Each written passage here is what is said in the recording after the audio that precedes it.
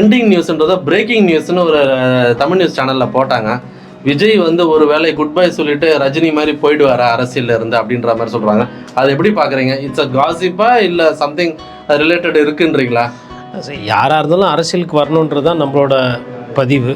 அதனால் விஜய் போன்ற ஒரு ஒரு உச்ச நட்சத்திரம் வந்து அரசியல் விட்டு போகிறது அப்படின்றது அது வந்து காசிப்பாக தான் இருக்குன்றது என்னோடய புரிதல்.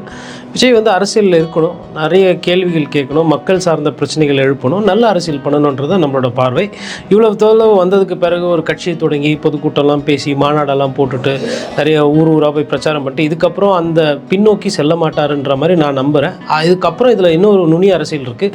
ஒருவேளை விஜய் அரசியலை விட்டு போகிறாரு இல்லை ஒதுங்குறாருனாலும் மற்ற கட்சியினர் வந்து அதை விட மாட்டாங்க. நீங்கள் ஒன்று எங்களுக்கு ஆதரவு தெரிவிக்க இல்லை கூட வாங்க அப்படின்றாங்க. அதனால் புலிவாலை பிடிச்சிட்டாரு. இனிமேல் விஜய்க்கு பிடிக்குதோ பிடிக்கலையோ புலி வாழை விட்டால் புலி கடிக்கும், இல்லைனா பிடிச்சிக்கிட்டே இருக்கிறதும் ஒரு கடினமான செயல் தான். அரசியல் என்பது அது ரெண்டு சைடும் வந்து ஒரு கத்தி கூர்மையாக இருக்கிற ஒரு பொருள் போல்.